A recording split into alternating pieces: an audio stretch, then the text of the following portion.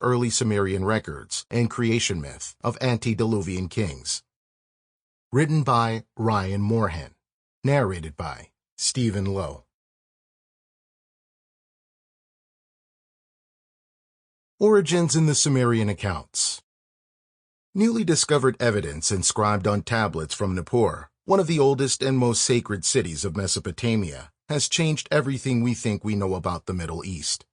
These bizarre texts are written in Sumerian, the language spoken by the non-Semitic people whom the Semitic Mesopotamians conquered and displaced, and they include a very primitive version of the Deluge story and creation myth, and some texts which throw new light on the age of Mesopotamian civilization and on the area within which it had its rise.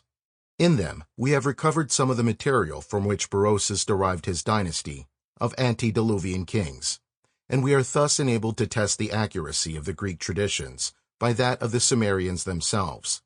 So far, then, as Mesopotamia is concerned, these documents will necessitate a re-examination of more than one problem. The myths and legends of ancient Egypt are also to some extent involved. The trend of much recent anthropological research has been in the direction of seeking a single place of origin for similar beliefs and practices, at least among people who are bound to one another by political or commercial ties. Furthermore, we shall have occasion to test, utilizing our new data, a recent theory of Egyptian influence.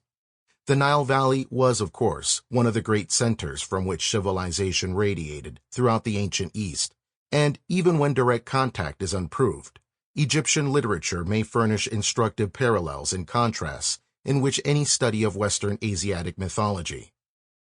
Moreover, by a strange coincidence, there has also been published in Egypt, since the beginning of the war, a record referring to the reigns of pre-dynastic rulers in the Nile Valley. This, like some of the Nippur texts, take us back to that indefinite period before the dawn of actual history, and through the information it affords, is not detailed like theirs. It provides fresh confirmation of the general accuracy of Mantheos sources, and suggests some interesting points for comparison. However, the people with those traditions we are ultimately concerned are the Hebrews. Dr. Canon Driver showed how the literature of Assyria and Mesopotamia had thrown light upon Hebrew traditions concerning the origin and early history of the world.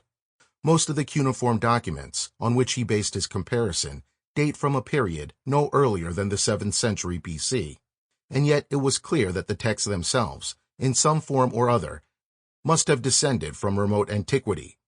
He concluded his brief reference to the creation and Deluge tablets. Sample complete. Ready to continue?